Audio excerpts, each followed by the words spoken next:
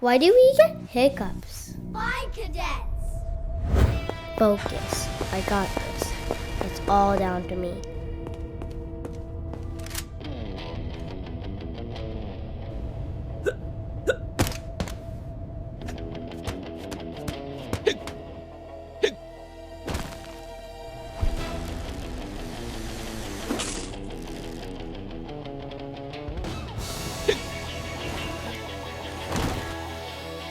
Why do we get hiccups?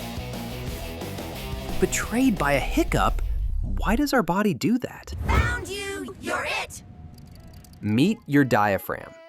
It's a muscle right under your lungs that works just like a trampoline. Usually, it bounces down smoothly to pull air into your lungs.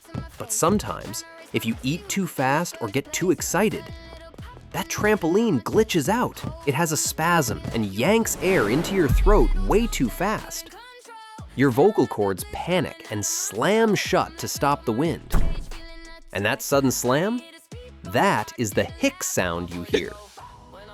So next time you hiccup, just remember, your inner trampoline might be broken.